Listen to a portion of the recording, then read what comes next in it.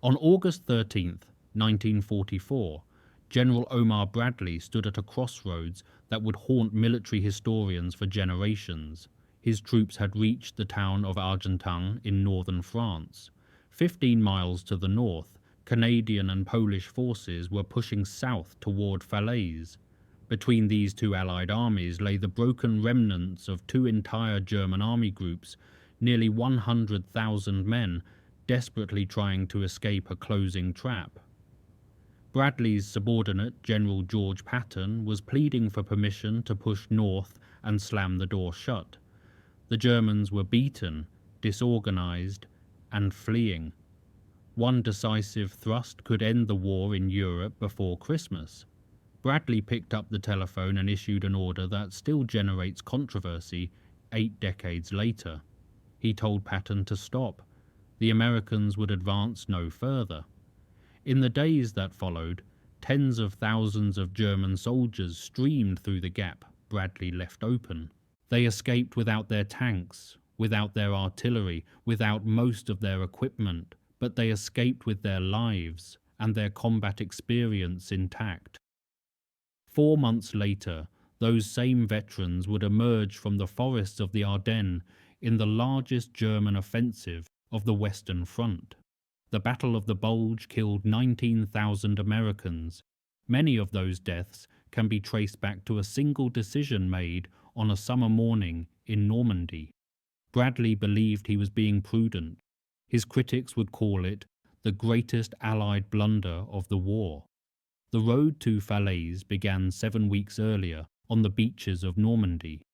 The D-Day landings of June 6, 1944, had established the Allied foothold in France, but the weeks that followed brought frustration rather than breakthrough. The hedgerow country of Normandy, called the Boscage, proved ideal for defence. Each field was surrounded by earthen banks topped with dense vegetation, creating natural fortresses that the Germans defended with characteristic tenacity. American infantry advanced, measured in yards, not miles, casualties mounted while progress stagnated. The Boscage fighting tested American forces in ways that training had never anticipated. Tanks that had trained for mobile warfare found themselves channeled down narrow lanes, where a single anti-tank gun could destroy an entire column. Infantry that had practiced assault tactics discovered that every hedgerow concealed German machine guns with interlocking fields of fire. The casualty rates in some rifle companies exceeded 200% as replacements arrived, fought, fell, and were themselves replaced within days. General Bradley, commanding the First Army during this grinding phase, grew increasingly frustrated. His forces were suffering terrible losses while barely advancing. The original invasion timetable had assumed the Allies would reach the Seine River by D-Day plus 90. At the current rate of progress, they would be lucky to reach it by Christmas. Something had to change. The answer was Operation Cobra, a concentrated blow that would shatter the German defensive line and allow American armor to break into the open country beyond. The plan called for unprecedented aerial bombardment of a narrow sector near the town of Saint-Lô, followed by armored exploitation through the gap. Bradley personally supervised the planning, insisting that the bombing be concentrated in a rectangle only 7,000 yards wide and 2,500 yards deep. The destruction within that rectangle would be total. The breakout came on July 25th, 1944. The day began with heavy overcast that threatened to delay the operation yet again. Bad weather had already forced postponements on July 24th, when a partial attack went ahead despite poor visibility and resulted in bombs falling on American positions. But by mid-morning on the 25th, conditions improved enough to proceed. More than 1,500 heavy bombers of the 8th Air Force droned overhead, dropping over 3,000 tons of high explosives and fragmentation bombs on German positions. The bombing was so intense that it killed over 100 American soldiers from friendly fire, including Lieutenant General Leslie McNair. the highest-ranking American officer killed in the European theatre. McNair had been observing the attack from a forward position when bombs fell short of their targets. His body was so badly mangled that identification required the 3 stars on his collar. But the devastation wreaked on German positions was catastrophic. The Panzer Division, one of the finest armoured units in the German army, reported that at least 70% of its personnel were dead, wounded, crazed, or dazed. Its commander, Lieutenant General Fritz Bayerlein, described the bombing as a Mondlandschaft, a moonscape, where no coherent defensive line remained. Within 48 hours, the German defensive structure had ruptured in 7 places. Units that had held for weeks dissolved into fragments. By July 30th, American forces had captured Avranches, the gateway to Brittany and the open country beyond. General George Patton had been waiting for this moment with barely contained impatience. The flamboyant cavalryman had been in England since January, training troops and serving as a decoy to convince German intelligence that a second invasion would target the Pas-de-Calais. His enforced inactivity had chafed terribly. Now his Third Army was activated at noon on August 1st, and Patton immediately sent his armoured divisions racing through the breach like water through a broken dam. The methodical hedgerow fighting gave way to the kind of mobile warfare Patton had spent his career preparing for. His 6th Armoured Division covered 30 miles in a single day. The 4th Armoured Division reached Rennes within 72 hours. Tank columns outran their supply lines, pausing only to refuel before pressing on. The momentum was intoxicating. After weeks of bloody stalemate, the war seemed to be accelerating toward a rapid conclusion. Adolf Hitler watched these developments with growing alarm, but drew precisely the wrong conclusions. Rather than authorize a withdrawal to more defensible positions along the Seine, he ordered a counterattack. Operation Lüttich, named after the German word for Liège, would strike westward toward Avranches and cut off Patton's spearheads from their supply lines. If successful, the attack would isolate Third Army's forward divisions and potentially restore the defensive line that Cobra had shattered. The plan was strategically rational, but tactically insane. Hitler ordered 4 panzer divisions to mass for the attack, but these divisions had already been worn down by weeks of fighting. The 2nd SS Panzer Division, Das Reich, had suffered significant losses during its movement to Normandy, harassed by French resistance fighters and Allied air attacks. The 116th Panzer Division was so poorly led that its commander never ordered his tank units to fully participate. The 2nd Panzer Division and the 1st SS Panzer Division Leibstandarte were in similar depleted condition. Together, these 4 divisions could muster approximately 300 tanks, a fraction of the force that would have been available even a month earlier. Field Marshal Gunther von Kluge, commanding German forces in the west, knew the plan was madness. His panzer divisions were under strength and exhausted. Allied air superiority meant any major armoured movement would be salvaged from above before it could achieve its objectives. The terrain around Mortagne, where the attack would be launched, offered no cover for tanks and channeled movement along predictable routes. Von Kluge protested to Hitler's headquarters, arguing that the attack would fail and that the divisions committed would be destroyed to no purpose. Hitler overruled him with contempt. The Führer had grown suspicious of his generals, particularly after the July 20th assassination attempt that had come within inches of killing him. Von Kluge's objections struck Hitler as defeatism bordering on treason. The attack would proceed as ordered. Any officer who failed to press it with maximum vigour would be relieved and potentially shot. The German assault began during the night of August 7th. 4 panzer divisions struck westward in the pre-dawn darkness, achieving initial surprise against American screening forces.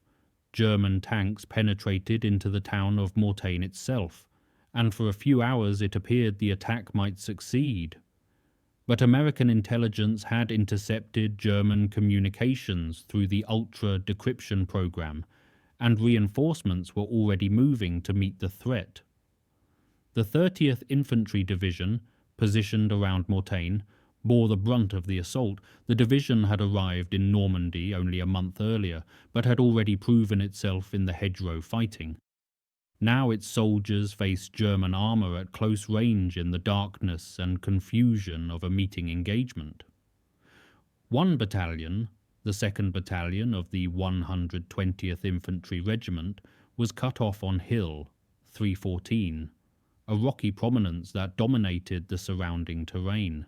For 6 days, 700 men held that hilltop against repeated German attacks, calling in artillery fire on enemy positions while being resupplied by airdrops. The battalion suffered over 300 casualties, but refused to surrender or withdraw. By August 8th, Operation Lüttich had effectively failed. The German advance had penetrated only 6 miles before being stopped cold by American infantry, artillery, and devastating air attacks. Typhoon fighter bombers caught German tank columns in the open and left burning hulks scattered across the Norman countryside. More importantly, the attack had pushed the bulk of German armour westward, deeper into what was rapidly becoming a pocket. American forces were swinging south and east around the German flank. Canadian and British forces were pushing south from Caen. The Germans had thrust their head into a noose that was now tightening around their necks. General Bradley recognized the opportunity immediately. On August 8th, he met with Supreme Commander Dwight Eisenhower at his forward headquarters and proposed what became known as the short envelopment. Rather than pursuing the original plan of pushing the Germans back toward the Seine River, the Allies would close a trap at Argentan and Falaise. American forces would drive north to Argentan, while Canadian forces drove south to Falaise. The two pincers would meet, encircling the German 7th Army and 5th Panzer Army. If it worked, the Allies would achieve a Cannae, a battle of complete annihilation that could destroy German capacity to defend France in a single stroke. Eisenhower approved the plan enthusiastically. He recognized that Operation Lüttich had created an opportunity that might never recur. By attacking westward, the Germans had committed their mobile reserves precisely where they could be most easily trapped. A rapid encirclement could bag not just infantry divisions but the armoured core of German strength in the west. The war might effectively end in Normandy rather than continuing through another year of attritional fighting.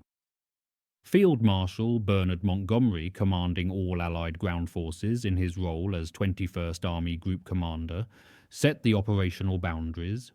The inter-army group line ran just south of Argentan. American forces under Bradley's 12th Army Group would advance from the south. British and Canadian forces under Montgomery's 21st Army Group would advance from the north. The boundary line, drawn on a map in the early days of August, would become the most controversial piece of geography in the entire campaign. Patton's forces moved with stunning speed. General Wade Hayslip's 15th Corps, spearheading the American advance, covered 75 miles in 3 days. The corps included the 5th Armoured Division and the 79th Infantry Division, both veteran formations that had learned to exploit the mobility that Cobra had finally made possible. On August 12th, they captured the town of Alençon, an important road junction that had been a German supply centre. By evening, forward elements of the 5th Armoured Division had reached the outskirts of Argentan itself, brushing aside scattered German resistance. Hayslip reported to Patton that he was approaching the boundary line and pointedly asked for instructions. The implication was clear. He was at the assigned objective. The Canadians were nowhere in sight. He was ready to keep going. Patton was already ahead of him. The night before, Patton had instructed 15th Corps to push on slowly in the direction of Falaise. He recognized that the Canadians, who had launched their own offensive, called Operation Totalize on August 7th, were making slower progress than expected. German resistance north of Falaise was fierce, anchored by the 12th SS Panzer Division Hitlerjugend and supported by heavy anti-tank guns that made every mile costly.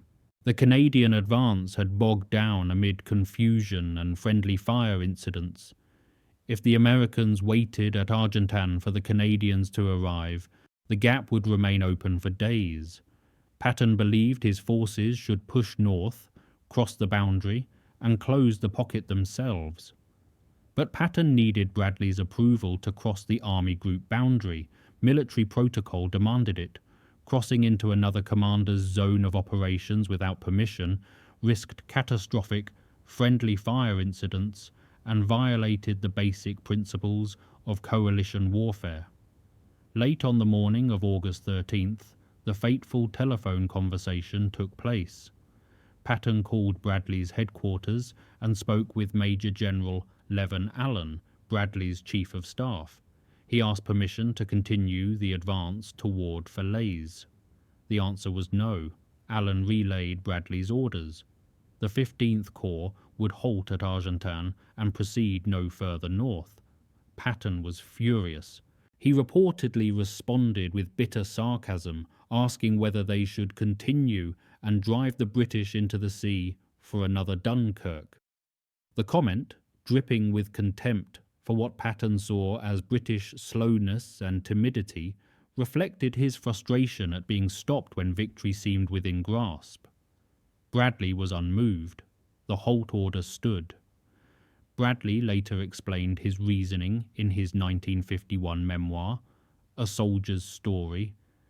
He wrote that although Patton might have spun a line across the narrow neck, he doubted the ability to hold it. 19 German divisions were stampeding to escape the trap. Meanwhile, Patton was blocking 3 principal escape routes with only 4 divisions. If he stretched that line to include Falaise, he would extend his roadblock to a distance of 40 miles.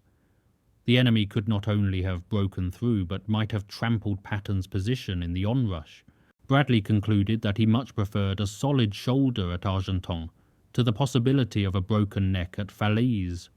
The reasoning seemed logical on its face. Bradley feared that a thin American line strung across the escape route would be overwhelmed by desperate Germans fighting for survival. Cornered armies have historically fought with ferocious intensity, and the German soldier had proven throughout the war that he could be a dangerous opponent, even in defeat. Bradley worried about friendly fire incidents if American and Canadian forces, advancing toward each other through chaotic battlefield conditions, began shooting at unidentified troops.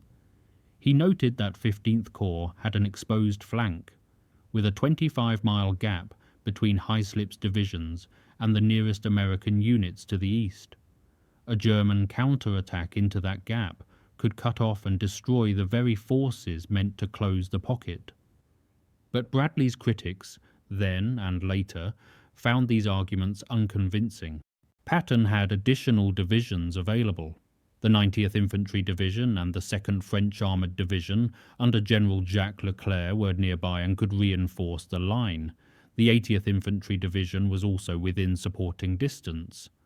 American air superiority meant that any German concentration large enough to break through would be destroyed from above before it could mass for attack. The fighter bombers that had shattered Operation Lüttich were still overhead, eager for targets. Ultra-intelligence intercepts showed German command structure was collapsing and units were retreating in disorder, not organizing coherent counterattacks. The picture emerging from signals intelligence was of an army in extremis, its communications fragmenting, and its commanders unable to exercise effective control. This was not an enemy poised to launch devastating counterstrokes, but one desperate simply to survive. Most damningly, Bradley's own actions contradicted his stated reasoning. If he truly feared 15th Corps was overextended and vulnerable, he should have ordered it to pull back to more defensible positions. Instead, he ordered it to hold in place at Argentan. Exposed to the same dangers he claimed made further advance impossible. He accepted the risk of holding a forward position, but rejected the risk of pushing 15 miles further to close the trap entirely. The logic was inconsistent, and critics noticed. Patton recorded his frustration in his diary, which is now preserved at the Library of Congress. He believed the order emanated from the 21st Army Group and was either due to jealousy of the Americans or to utter ignorance of the situation, or a combination of the two. He called it very regrettable that the 15th Corps was ordered to halt, because it could have gone on to Falaise and made contact with the Canadians northwest of that point, and definitely and positively closed the escape gap. Patton was so incensed that he ordered a stenographic record of the telephone conversation, included in Third Army's official history. The question of who bore ultimate responsibility became a source of lasting controversy. Bradley maintained throughout his life that the decision was his alone. In his 1983 memoir, A General's Life, published posthumously after his death in 1981, he wrote that Montgomery had no part in the decision. It was his, and his alone. He was determined to hold Patton at Argentan, and had no cause to ask Montgomery to shift the boundary. But other evidence suggests Montgomery did play a role. Brigadier E.T. Williams, Montgomery's intelligence officer, told the Army historian Forrest Pogue in 1947 that Montgomery had said to tell Bradley they ought to get back. Williams reported that Bradley was indignant and that Montgomery's own staff was indignant on Bradley's behalf. Montgomery's chief of staff, Major General Francis de Guingand, admitted after the war that the gap might have been closed a little earlier if no restrictions had been imposed upon the 12th Army Group commander. Air Vice Marshal Stephen Strafford's diary for August 14th recorded Bradley stating that he had been instructed by Montgomery to halt on the inter-army group boundary. Whether this reflects Bradley's genuine understanding or his attempt to deflect blame remains disputed among historians. What is certain is that the boundary existed, that Bradley respected it, and that the gap remained open for 8 crucial days. The consequences unfolded with agonizing slowness over the following 8 days. While American forces sat at Argentan, forbidden to advance, the German escape continued around the clock. Columns of exhausted soldiers streamed eastward through the narrowing gap, often moving only at night to avoid the relentless Allied air attacks. By day, they sheltered in woods and villages, emerging at dusk to resume their desperate march toward the Seine and safety beyond. Field Marshal von Kluge had initially resisted ordering a retreat, knowing Hitler would never approve it and suspecting he would be blamed for any failure. But on August 15th, von Kluge's staff car was caught in an Allied air attack while travelling between headquarters. He spent 12 hours out of contact with his forces, unable to issue orders or receive reports. Hitler, already paranoid about his generals after the assassination attempt, interpreted the silence as evidence of treachery. He suspected von Kluge was negotiating surrender terms with the Allies. On August 17th, von Kluge was relieved of command and ordered to return to Berlin immediately. He knew what awaited him. The Gestapo had already arrested hundreds of officers suspected of involvement in the July 20th plot. Many had been tortured. Many had been executed. Von Kluge had been tangentially connected to the conspiracy, and Hitler's suspicions could only mean one fate. Von Kluge never arrived in Berlin. Somewhere between Paris and Metz, during his journey home on August 18th or 19th, he pulled his car to the side of the road and swallowed a potassium cyanide capsule he had carried since his service on the Eastern Front. His suicide note to Hitler urged the Führer to end a hopeless struggle and make peace while Germany still existed as a nation. Hitler read the letter and ignored the advice. He ordered the note destroyed and forbade any mention of von Kluge's service or death. The new commander was Field Marshal Walter Model, known as the Führer's fireman for his ability to stabilize desperate situations on the Eastern Front. Model arrived on August 17th with Hitler's full confidence and immediately ordered a full retreat. More importantly, his political standing with Hitler allowed him to obtain evacuation permission that von Kluge could never have achieved. Hitler trusted Model as he trusted few other generals. When Model said retreat was necessary, Hitler listened. Model organized a fighting withdrawal with the skill that had earned him his reputation. He used the 2nd SS Panzer Corps to hold the north face of the narrowing corridor and the 47th Panzer Corps to hold the south. These formations, though badly depleted, still contained veterans who knew how to conduct rearguard actions. They would delay the Allies, while the bulk of German forces escaped through the shrinking gap. The Canadian advance, meanwhile, had gained momentum. Operation Tractable, launched on August 14th under Lieutenant General Guy Simonds, pushed south toward Falaise. The operation employed innovative tactics, including the use of armoured personnel carriers converted from self-propelled gun chassis to carry infantry across open ground under fire.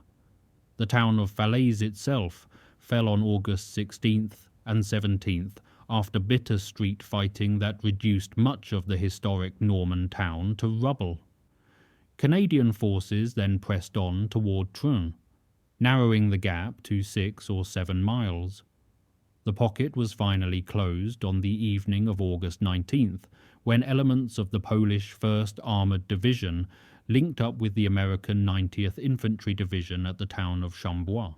The link-up was tenuous.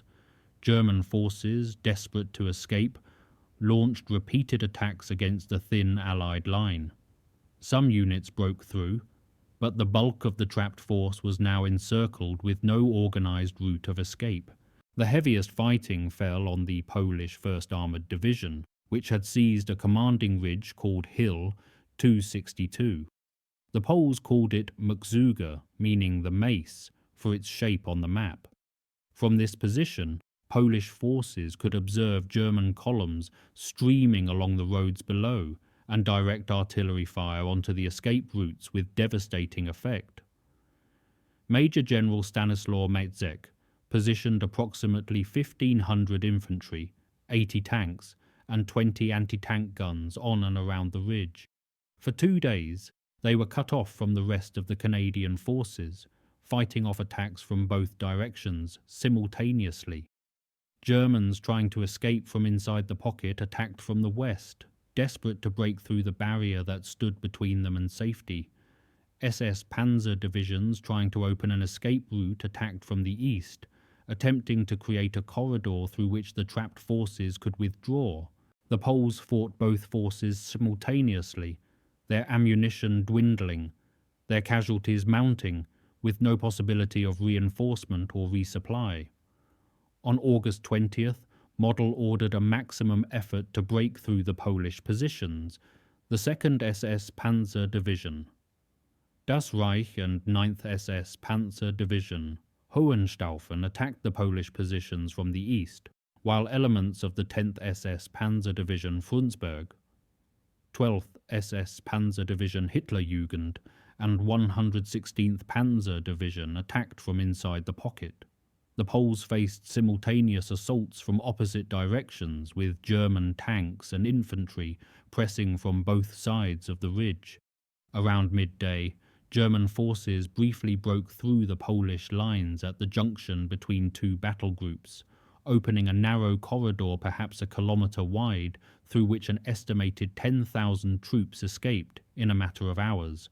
Polish tank crews fought their vehicles until they ran out of ammunition, then fought on foot with small arms. Infantry squads were overrun and annihilated at their positions. but the Poles counterattacked with their reserves, resealing the gap by evening despite suffering horrific casualties. They held the high ground through the night and through the following day until Canadian reinforcements finally arrived on August 21st. The cost was terrible. Polish casualties for the Falaise operations totaled 1,441 men, including 466 killed, over 1,000 wounded, and 114 missing. This represented approximately half of all 1st Canadian Army casualties during the entire battle. The hill was littered with destroyed tanks from both sides, with German and Polish dead lying together among the wreckage. Years later, Montgomery addressed the Polish division and told them that the Germans were trapped as if in a bottle, and the Poles were the cork in that bottle. It was November 1945 when he spoke those words, but the survivors remembered them for the rest of their lives. Inside the pocket, the destruction defied description. Allied aircraft, operating in clear August weather with virtually no Luftwaffe opposition, attacked the retreating columns continuously. Typhoon and Thunderbolt fighter bombers fired rockets into packed convoys of vehicles, horses and men. Medium bombers struck road junctions and bridges, creating impassable bottlenecks where the slaughter intensified. Artillery fire from both sides of the pocket caught German troops in murderous crossfires from which there was no escape. The roads became impassable corridors of death. Destroyed vehicles blocked every route, and vehicles attempting to bypass the wreckage bogged down in fields that had turned to mud under the constant passage. Horses, the German army still relied heavily on horse-drawn transport for supplies and artillery, lay dead in their harnesses, unable to escape when their wagons were hit. The smell of burning flesh, decomposing bodies, and cordite spread across the Norman countryside for miles. Flight Lieutenant H. Ambrose of Royal Air Force No. 1, 75 Squadron later recalled that pilots could smell Falaise from 6,000 feet in the cockpit. The decomposing corpses of horses and flesh, burning flesh, the carnage was terrible. The pilots who attacked the columns day after day returned to their airfields shaken by what they had witnessed and what they had done. Group Captain Desmond Scott of the Royal Air Force recorded his own observations in his memoir, Typhoon Pilot, published in 1982. The roads were choked with wreckage and the swollen bodies of men and horses, he wrote. Bits of uniform were plastered to shattered tanks and trucks, and human remains hung in grotesque shapes on the blackened hedgerows. Scott noted that, strangely enough, it was the shape of the horses that upset him most. Harnessed as they were, it had been impossible for them to escape, and they lay dead in tangled heaps, their large, wide eyes crying out in anguish. The image stayed with him for the rest of his life. General Eisenhower visited the battlefield 48 hours after the pocket was finally sealed on August 21st. His description, recorded in his 1948 memoir, Crusade in Europe, remains the most quoted account of the carnage. The battlefield at Falaise was unquestionably one of the greatest killing fields of any of the war areas, he wrote. 48 hours after the closing of the gap, I was conducted through it on foot to encounter scenes that could be described only by Dante. It was literally possible to walk for hundreds of yards at a time, stepping on nothing but dead and decaying flesh. More than 10,000 horses died in the pocket. The Dives River, which ran through the escape corridor, was choked with corpses of men and animals. The stench was so overwhelming that burial parties wore gas masks.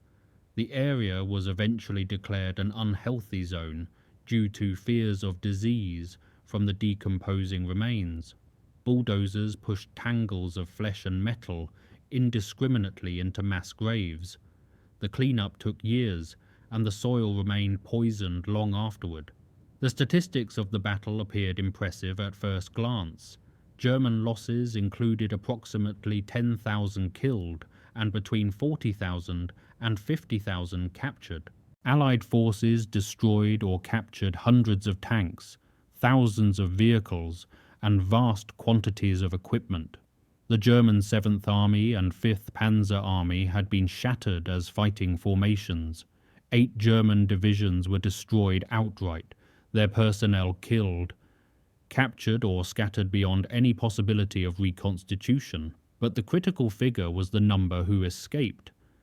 Estimates vary widely among historians, from a low of 20,000 to a high of 50,000.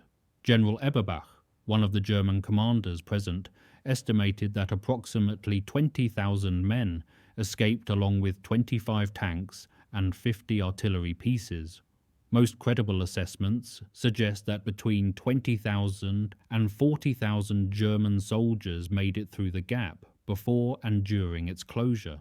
They escaped on foot, without their heavy equipment, often without their personal weapons, but they escaped with their lives and their experience. The 12th SS Panzer Division Hitlerjugend illustrates both the scale of the destruction and the significance of survival. The division entered the Normandy campaign with over 20,000 men and roughly 150 tanks. By August 22nd, Army Group B reported it consisted of only 10 tanks and 300 combat-effective personnel, with no artillery.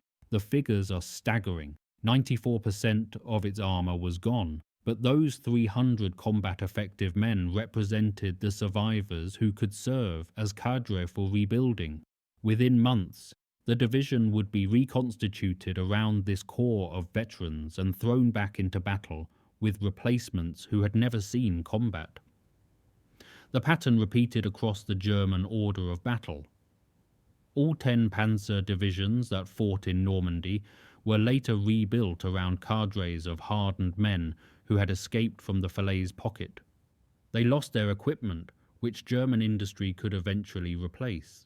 They kept their experienced non-commissioned officers, their surviving company and battalion commanders, and their veterans who knew how to fight and how to survive. These men were irreplaceable, and the Allies had let them escape. The consequences manifested 4 months later in the Ardennes forest of Belgium and Luxembourg on December 16, 1944. 20 German divisions assembled in complete secrecy launched a surprise offensive against thinly held American lines.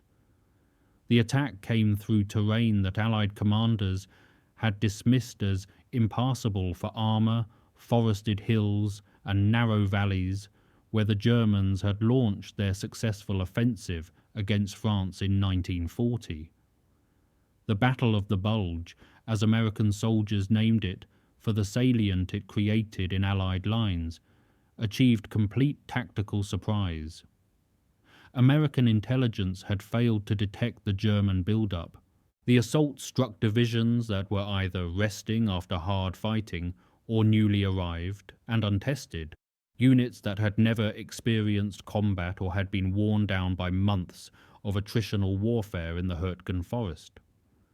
9 of the 10 reconstituted panzer divisions from Normandy participated in the Ardennes attack. The 1st SS Panzer Division, Leibstandarte Adolf Hitler, led Kampfgruppe Piper, the armoured spearhead that achieved the deepest penetration. The 2nd SS Panzer Division, Das Reich, anchored the southern shoulder of the attack. The 9th SS Panzer Division, Hohenstaufen, and 12th SS Panzer Division, Hitlerjugend, formed part of the 6th Panzer Army's main effort.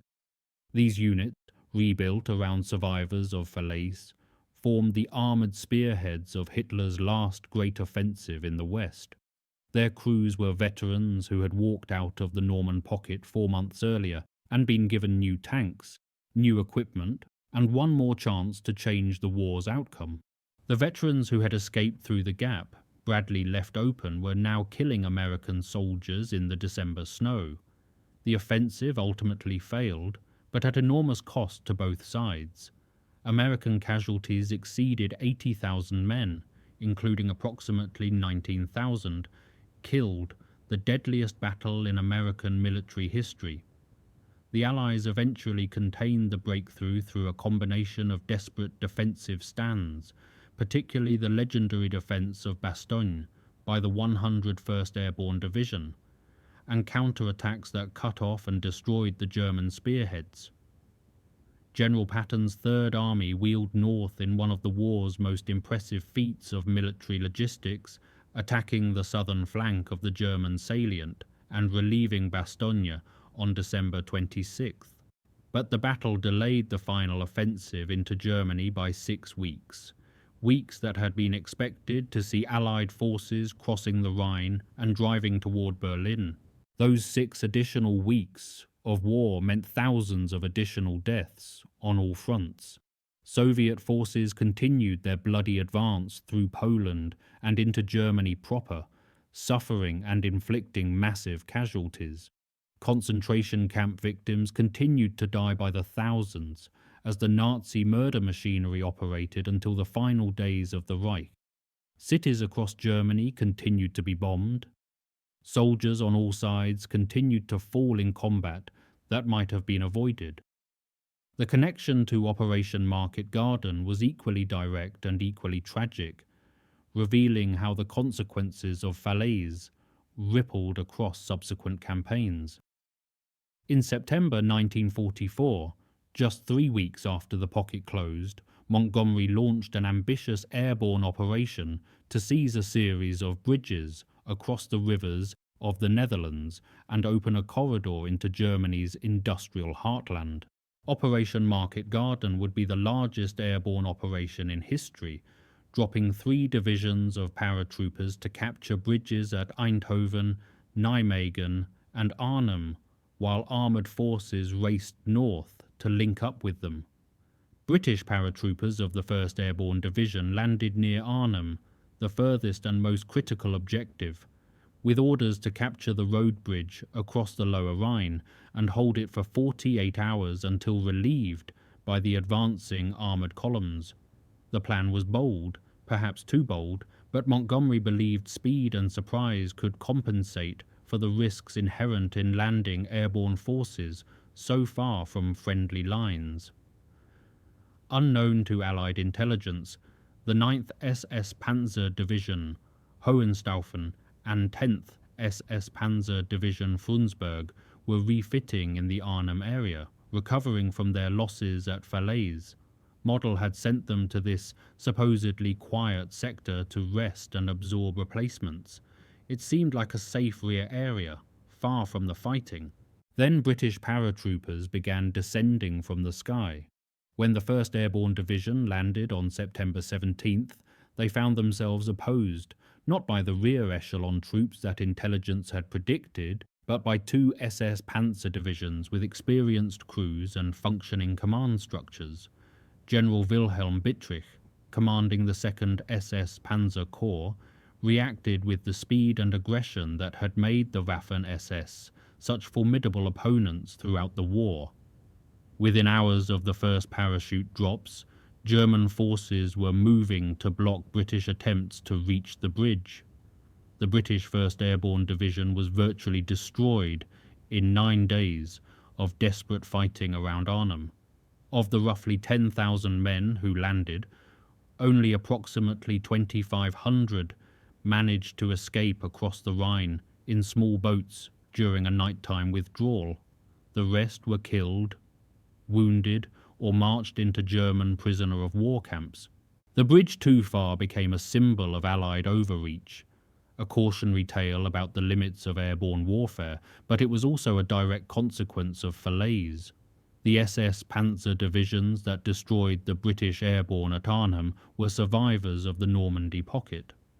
If they had died or surrendered in August, they would not have been resting in the supposedly quiet Arnhem area in September. The historiographical debate over Bradley's decision has continued for 8 decades without definitive resolution, and scholars remain divided on whether the cautious general made a prudent choice or a catastrophic error. Martin Blumenson, the official United States Army historian who wrote the definitive account of the Normandy campaign in the Army's Green Book series, ultimately concluded that in the holocaust of the German defeat in Normandy, General Bradley's decision at Argentan was perhaps the major factor. His 1993 book, The Battle of the Generals, argued that Eisenhower, Bradley, and Montgomery let slip an opportunity to destroy a large portion of the German army that could have ended the war in 1944. Carlo D'Este, in his 1983 study Decision in Normandy, challenged Bradley's account directly. D'Este examined the documentary evidence and concluded that the Third Army did not move north of Argentan appears to have been Bradley's choice rather than a prohibition by Montgomery. The boundary line was an explanation, not a justification. Bradley had options he chose not to exercise. Russell Weigley, in his comprehensive study Eisenhower's Lieutenants, published in 1981, was perhaps most critical of all. He wrote that Bradley, having set the stage by urging Eisenhower and Montgomery to grasp the opportunity of a short envelopment at Argentan and Falaise, failed to persist in completing his own design. He abandoned the short envelopment before its potential was achieved. Bradley had conceived the trap but lacked the nerve to close it. Defenders of Bradley's decision point to the genuine risks he faced. Friendly fire was a serious concern throughout the Normandy campaign. Fratricide had already killed General McNair during Operation Cobra. The Canadians themselves suffered several friendly fire incidents during Operations Totalize and Tractable. The chaos of the closing pocket, with units from multiple nationalities converging in poor visibility and uncertain communications, created conditions ripe for tragic accidents. Bradley's caution about American and Canadian forces shooting at each other was not unreasonable given recent experience. The exhaustion of American forces was real and measurable. The divisions that had raced across France were operating at the end of extended supply lines. Their tanks needed maintenance that could not be performed in the field. Their infantry had been fighting continuously for weeks with inadequate rest. Pushing them into a desperate fight against cornered German forces might have produced casualties that Bradley, responsible for the lives of his soldiers, found unacceptable. Max Hastings, in his study Overlord, published in 1984, offered perhaps the most balanced assessment. He noted that the critical question was whether any plan to close the gap earlier was capable of being carried out by the available Allied forces, given their limitations and the extraordinary skill of their enemies. The Germans, even in defeat, fought with remarkable effectiveness. Their ability to organize retreats under impossible conditions demonstrated why they remained dangerous opponents until the final days of the war. But war is not graded on a curve. The fact that Bradley's decision was defensible given his perspective does not change the consequences of that decision. The German soldiers who escaped through the Falaise Gap fought again at the Bulge and at Arnhem. The war that might have ended in the autumn of 1944 continued through another winter and spring. The price of caution was paid in blood. The fields around Falaise and Chambois have long since returned to peaceful agriculture. The Memorial Museum at Montomel, on Hill 262, commemorates the Polish soldiers who held the cork in the bottle. The mass graves have been replaced by proper cemeteries where the dead of all nations rest in ordered rows. The smell that pilots could detect from 6,000 feet has faded into history, but the questions remain. What if Bradley had let Patton go? What if the gap had closed on August 13th instead of August 21st? What if the escaped veterans had died or surrendered in Normandy instead of fighting again in December?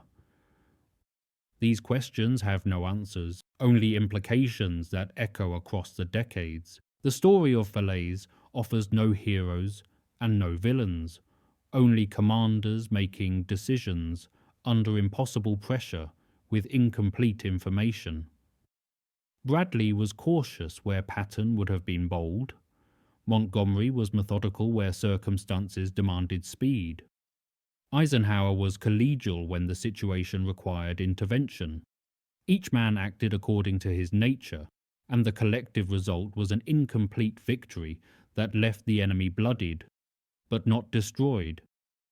Tens of thousands of German soldiers walked out of the Falaise Pocket in those August days of 1944. They had lost everything except their lives and their experience. That combination proved sufficient to prolong the war through another terrible winter.